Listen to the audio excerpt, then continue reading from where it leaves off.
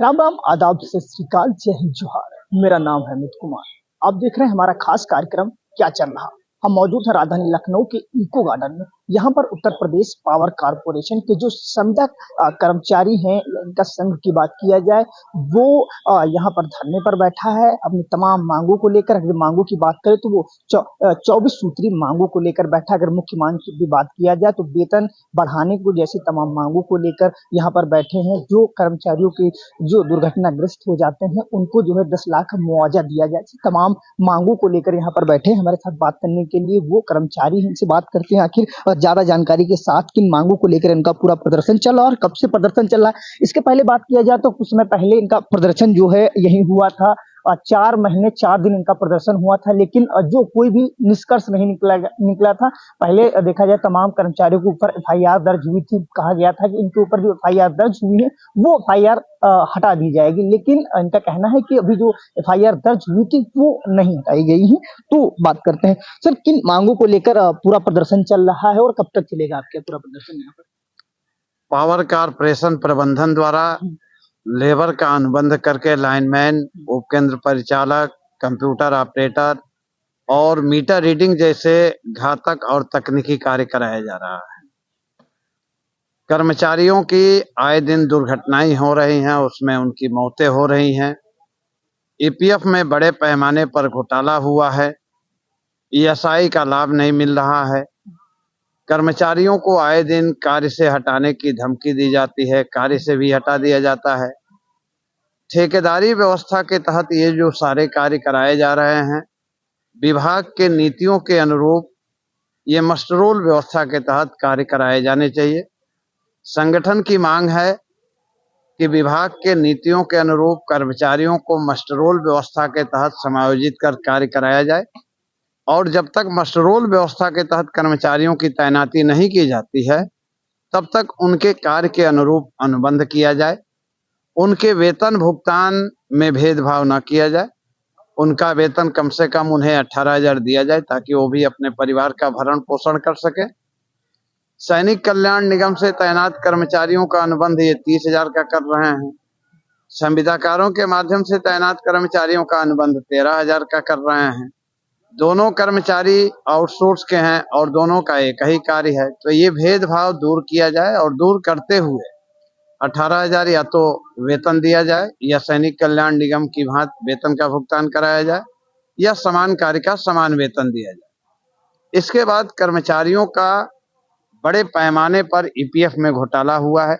कुछ ठेकेदारों के ईपीएफ घोटाले के साक्ष्य भी संगठन द्वारा प्रबंधन को लिखित में दिया गया है, लेकिन उस पर भी कोई कार्रवाई नहीं हो रही है। आए दिन दुर्घटनाएं हो रही हैं। इन दुर्घटनाओं से बचने के लिए कर्मचारियों को कार्य के अनुरूप सुरक्षा उपकरण दिया जाए, घायल कर्मचारियों का उपचार कराया जाए, मृतक कर्मचारियों के परिजनों को रुपया 10 लाख का अनुग्रह धनराशि दिया जाए, विकलांग कर्मचारियों को क्षतिपूर्ति दिया जाए, महिला कर्मचारियों को मातृत्व अवकाश दिया जाए।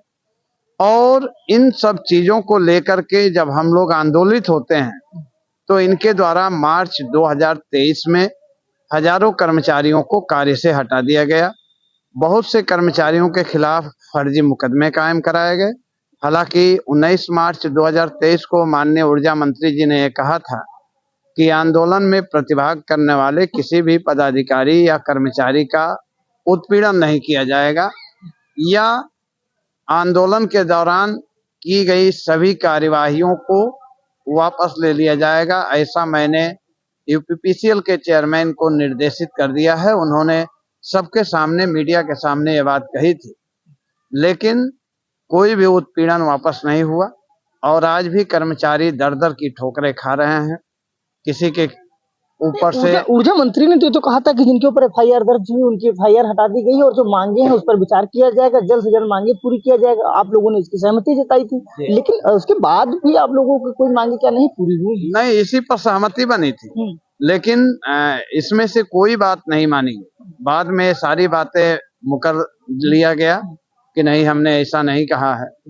लेकिन ये जो आप बता रहे हैं कि उन्होंने ऐसा कहा था, ये बिल्कुल सही बात है। उन्होंने कहा था, उन्हीं के कहने से आंदोलन जो है संयुक्त संघर्ष समिति द्वारा आंदोलन को स्थगित किया गया था।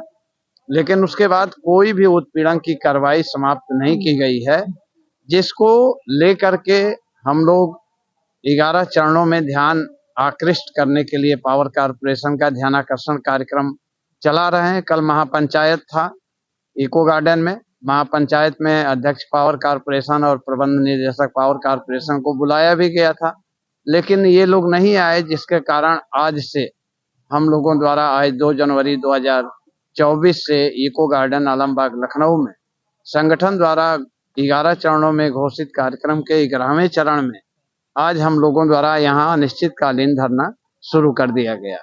अच्छा, पिछले वर्ष की बात करें जब आप लोगों का प्रदर्शन यहाँ पर हुआ था, तब आप लोगों ने सहमति जताई थी कि जो मांगे हैं वो पूरी कर ली जाएंगी। इसके बाद यहाँ की बात करें तो अब कब तक आप लोगों का प्रदर्शन चलेगा, या फिर अगर बात किया जाए तो आगे की रणनीति की क्या होने वाली? कि पिछली बार अगर देखा जाए तो जो मांगे थी वो पूरी कर ली गई थी कि मांगे पूरी हो जाएंगे, हम बात करेंगे, तो पहले जब नहीं पूरी हुई अब प्रदर्शन करेंगे, कब तक चलेगा और आगे की रणनीति की क्या तैयारी है आप लोगों की?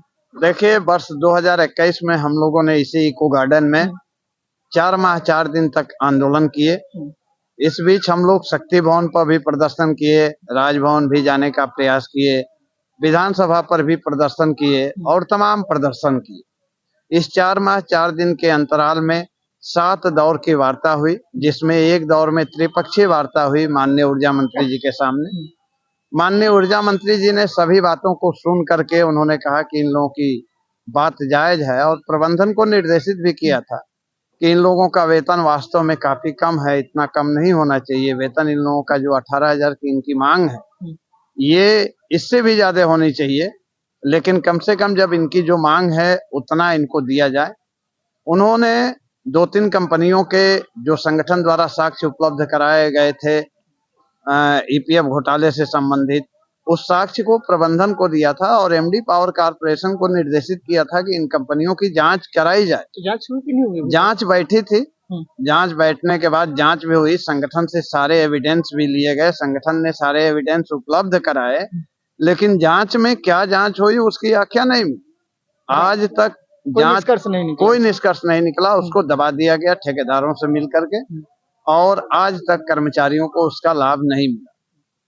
बिल्कुल, कुछ लोग और हैं सर, एक चीज जानने की कोशिश करेंगे, कितने कर्मचारियों की मौत हुई? क्या अगर उनकी मौत हो जाती है तो कुछ उसको मुआवजा मिलता है कि नहीं मिलता? कुछ भी मिलता है उनको? देखिए, उत्तर प्रदेश पावर कारपोरेशन निविदा संविदा कर्मचारी हमेशा जब 2018 से जब से संगठन ये बना हुआ है संविदा कर्मियों का, जब से लगातार लड़ाई लड़ रहा है। ये सोच रहा है कि जो आए दिन आप देखते होंगे उत्तर प्रदेश के अंदर 1 से 2 दुर्घटनाएं डेली होती हैं, रोज का नियम है।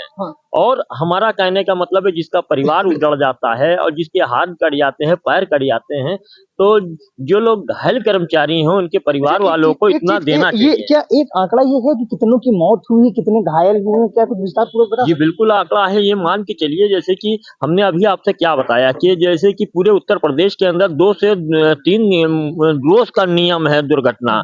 तो इस कारण अगर किसी का हाथ कट जाता है, किसी का पैर कट जाता है और किसी की मृत्यु हो जाती है, तो उस कारण अगर देखा जाए तो महीने में 2-4 व्यक्ति पूरे प्रदेश में 2-4-10 आदमी तो डेली खत्म होते हैं। इसलिए मसला ये है कि ये लेबर का कॉन्टेक्ट मतलब लेबर को मतलब आउटसोर्सिंग कर्मचारी को लाइनमैन का काम लेते हैं, लेबर का अनुबंध करके, और लेबर का अनुबंध करके उनको उपकरण नहीं दिया जाता है। जैसे कि खंबे पे चढ़ना हो तो कोई चीज नहीं देते, ना गिलफ्ट देते, ना सेफ्टी बेल्ट देते हैं, किसी चीज की कोई चीज नहीं, बस ये है लेबर समझ के उसको चढ़ा दिया जाता है, उससे काम लिया जाता है। उसी कारण ये दुर्घटनाएं होती हैं, और जब दुर्घटनाएं हो जाती हैं तो उनका मुआवजा मांगते हैं तो ये लोग मुआवजा नहीं देते हैं।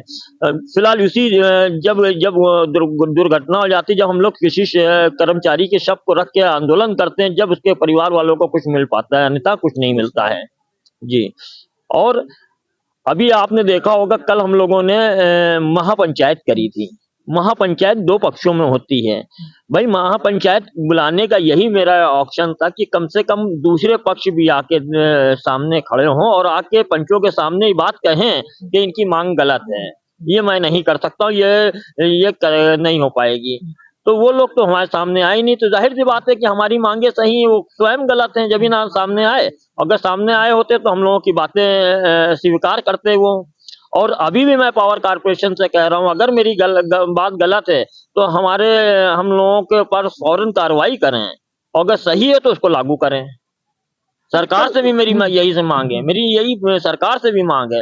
अगर देखिए, आपने देखा होगा ये निविदा संविदा कर्मचारी जो संघ है वो आपका आंदोलन करता है, और कभी भी किसी भी कर्मचारी, किसी भी ना पब्लिक का कोई नुकसान नहीं होता है, कोई कंज्यूमर का नुकसान नहीं होता। पता चला हम लोग यहाँ पे हड़ताल कर रहे हैं, किसी के कंज्यूमर की यहाँ कोई सप्लाई नहीं डिस्टर्ब होती है और उनकी सप्लाई बेहतर बनाने का काम करते हैं। हम लोग आंदोलन मतलब अपने हिसाब से ऐसा करते हैं कि हमें अपनी सरकार से मांग है, हम अपनी सीधी सरकार से मांग करें, हम किसी कंज्यूमर पब्लिक को परेशान करने का काम नहीं करते हैं। जैसे कि अभी हाल में आपने कल ही देखा होगा कि रोडवेज बसें की हड़ताल हुई, जिसमें पब्लिक परेशान हुई। सरकार से कोई मतलब नहीं है, सरकार तो जो करना था उसने कर दिया, मगर उसमें पब्लिक को परेशान करने का काम किया। और हमारा आंदोलन जितना भी चला, मैं कभी पब्लिक को परेशान करने का काम नहीं करते हैं, और बल्कि पब्लिक से मैं गुहार लगाता हूं कि हमारी समस्याओं को सरकार तक पहुंचाया जाए और उनसे हमारी मांगों को लागू कराया जाए। इसलिए मेरी जो मांगे हैं उचित मांगे हैं। अभी देखा होगा कि एक एक कर्मचारी 20-20 साल से 18 सालों से 25-25 साल से अपनी जीवन अपना आधा पावर कारपोरेशन के नाम कर दिया, मगर क्या उसका दायित्व नहीं बनता है कि इसकी भी सैलरी 18,000 20,000 होना चाहिए है? और उसके परिवार में कोई दिक्कत हो जाती है तो उसका वो इलाज नहीं करा सकता है। आज उसके वो अपने परिवार को अपने ना व्यवस्था सुधार पाता है, ना ही अपने बच्चों को पढ़ा सकता है। भाई इतनी कम तनख्वाह में किसी को 9,000, किसी को 8,000, किसी को 10,000 तनख्वाह मिल रही है।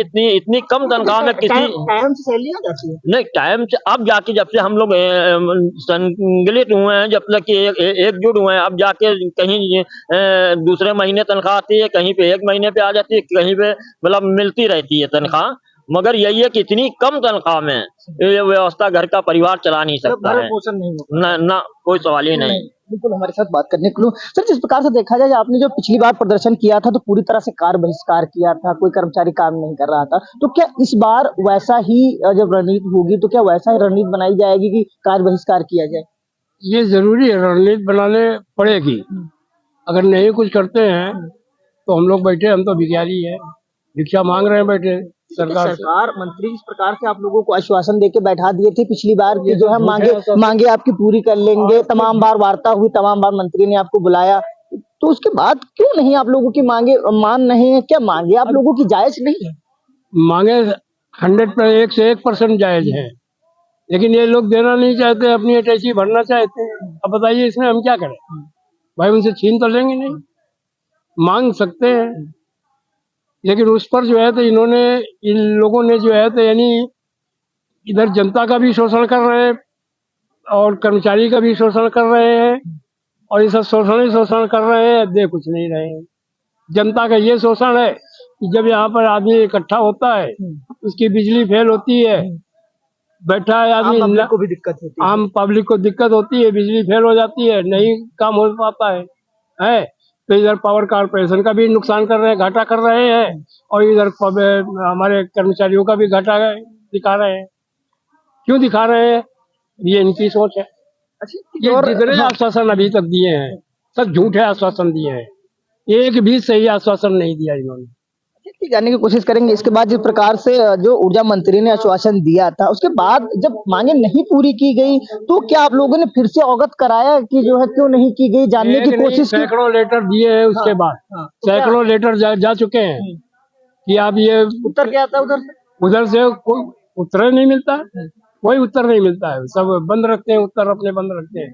बाई चांस कभी कभी एक आध उत्तर दे दिया, आज करते हैं, व्यवस्था बनाते हैं। अधिकारियों की जानकारी में तो होगा है कि आप लोगों ने फिर से प्रदर्शन शुरू कर दिया है, तो आप लोगों के पास फोन आया हो, यहाँ पर आए हो, फिर से समझाने की कोशिश? नोटिस बाकायदा नोटिस दी जाती है, नोटिस चिट्ठी दी जाती है कि फलां तारीख से हम लोग ये काम करने जा रहे हैं। यहाँ पर कोई भी नहीं है, कल भी कोई नहीं है। कल उनको निमंत्रण दिया गया कि आप आमंत्रित हैं, आप आइए संगठन के बीच में, आप आकर के अपने बच्चों के बीच में आकर के अपनी कुछ बात कहिए, ताकि बच्चे भी समझे कि हाँ वाकई में संगठन ने बुलाया है।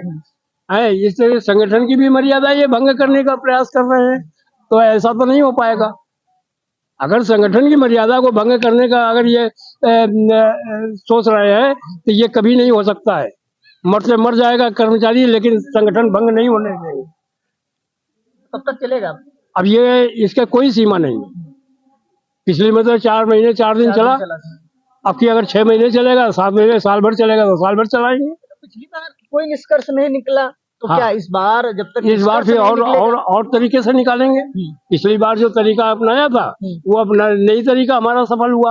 अब दूसरा तरीका निकालेंगे। दूसरा क्या तरीका बना रहे अब दूसरा तरीका ये तो ऊपर वाला बनाएगा, हम थोड़ी बनाएंगे। ये माता जी बैठी है, ये बनाएंगे तरीका, जो ये कहेंगी वही हम करेंगे। अरे ये तो आप तरीका बनाएंगे, आपका संघ जो नहीं, ये जो कहेंगी वो ये जो कहेंगी वही हम तरीका बनाएंगे। हम इनके सहारे चल रहे हैं। माँ सरस्वती ही बैठी है, ये जैसा तरीका बताएंगी वैसा ही मांगे। सरकार जो उत्तर प्रदेश सरकार आप लोगों की मांगे क्यों नहीं मानती है? अब ये जो है, तब ये आप लोगों को सोचना है कि क्यों नहीं बनाती है, क्या नहीं करती है। अब ये हम लोग तो कुछ कह नहीं सकते हैं। हम लोग तो भिखारी है, बैठे हैं, भिक्षा मांग रहे हैं, दो नहीं दे रहे हैं तो क्या करें? प्राण थोड़ी दे देंगे, और प्राण चले जाएंगे तो चले जाएंगे। यहाँ बैठे बैठे अगर प्राण चले जाते हैं अच्छी बात है, लेकिन धरना जारी रहेगा। धरना जारी रहेगा, धरना नहीं हटेगा जब तक परिणाम नहीं आपकी जो है, आपकी ये जो आश्वासन भी देंगे तो आश्वासन भी नहीं मानेंगे। लागू करके दीजिए, क्योंकि बार बार आश्वासन देते हैं मांगे पूरी हो जाएंगी। हजारों आश्वासन मिल चुके हैं हमको, लेकिन आश्वासन हमारे पूरे नहीं हुए हैं, समझे।